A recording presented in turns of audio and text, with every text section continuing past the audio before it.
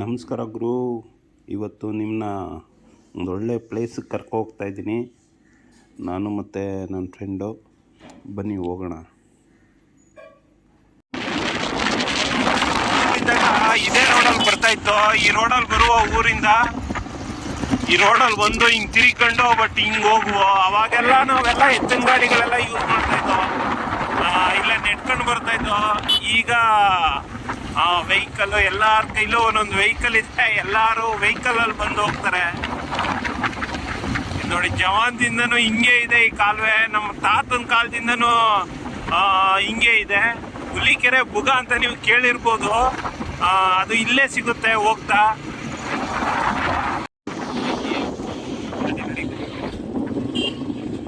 ಎಷ್ಟು ಡೀಪ್ ಆಗೈತೆ ಅಂತ ನೋಡ್ಬೋದು.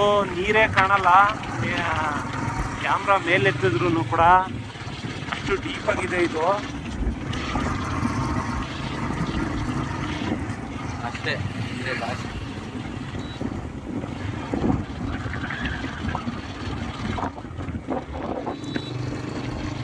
ಇಲ್ಲೇ ಬುಗ.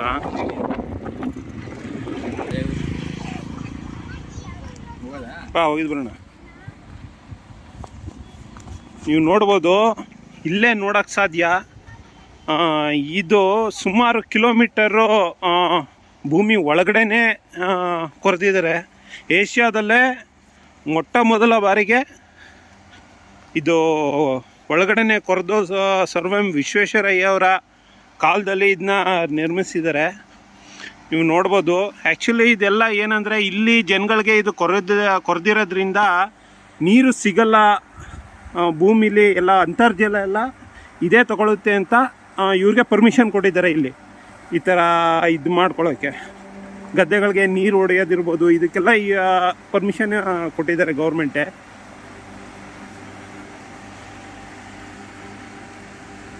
ನೋಡಿ, ನೀವು ನೋಡ್ತಾ ಇರ್ಬೋದು, ಇದು ಪಂಪ್ ಸೆಟ್ಗಳು ಉದ್ದಕ್ಕೂ ಇದೆ.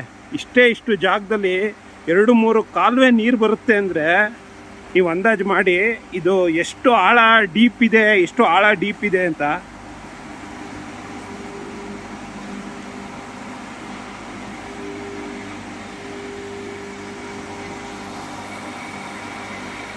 ನೋಡಿ, ಇದೆಲ್ಲ ಪಂಪ್ ಸೆಟ್ಟು ನೀರು ಹೊಡೆಯೋಕ್ಕೆ ಅಂತಲೇ ಮಾಡ್ಕೊಂಡಿದ್ದಾರೆ ಇದನ್ನ.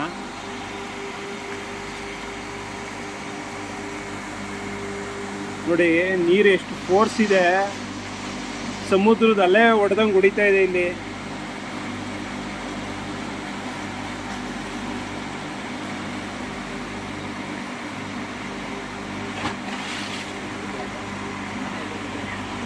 ನೀವಲ್ಲಿ ಕಾಣ್ತಾ ಇರ್ಬೋದು, ಅಲ್ಲೊಂದು ಬೋರ್ಡ್ ಹಾಕಿದರೆ ಎಲ್ಲ ಮುಚ್ಚೋಗಿದೆ ಇದು.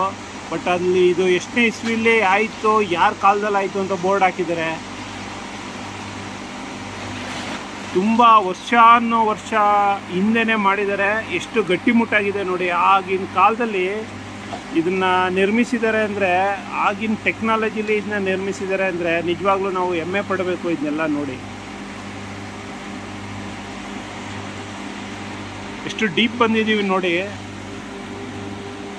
ಇಲ್ಲಿ ನೋಡಿ, ಅಂತರ್ಜಲ ಅನ್ನೋದು ಡೀಪು ಅಗ್ದಿದ್ದಾರೆ. ಬಟ್ ಇಲ್ಲಿ ನೋಡಿ ಹೆಂಗೆ ತೊಟ್ಟಿಗ್ತಾ ಇದೆ ನೀರು ಅನ್ನೋದು.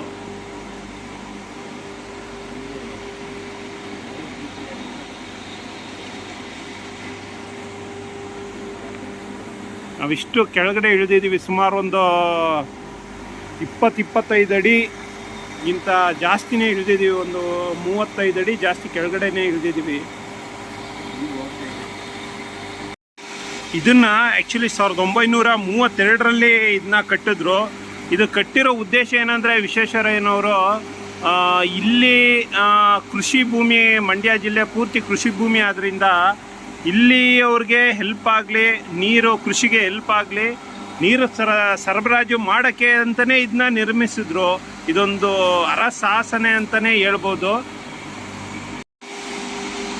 ಇದೊಂದು 100 ವರ್ಷ ಆಗೈತೆ ಕಟ್ಟಿ. ಇನ್ನೂ ಎಷ್ಟು ಗಟ್ಟಿ ಮುಟ್ಟಾಗೈತೆ ಅಂತ ನೋಡಿ. ಇದೆಲ್ಲ ನಾವು ಈ ಕಟ್ಟಿರೋ ಮನೆಗಳೆಲ್ಲ ಉಂಟೋಗ್ತವೆ. ಬಟ್ ಇದೆಷ್ಟು ಗಟ್ಟಿ ಮುಟ್ಟಾಗಿದೆ ಬುಗ ಅಂದರೆ.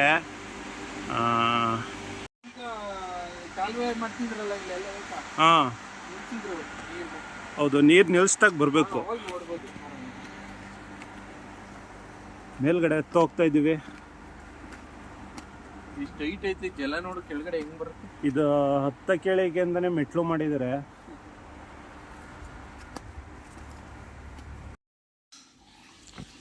ನೋಡಿ, ಈ ಪ್ಲೇಸು ಇಷ್ಟ ಆದರೆ ಲೈಕ್ ಮಾಡಿ, ಶೇರ್ ಮಾಡಿ, ಮತ್ತು ಮತ್ತೊಂದು ವಿಡಿಯೋ ಜೊತೆಗೆ ನಿಮ್ಮನ್ನ ಭೇಟಿ ಆಗ್ತೀನಿ. ಅಲ್ಲಿವರೆಗೂ ಬಾಯ್.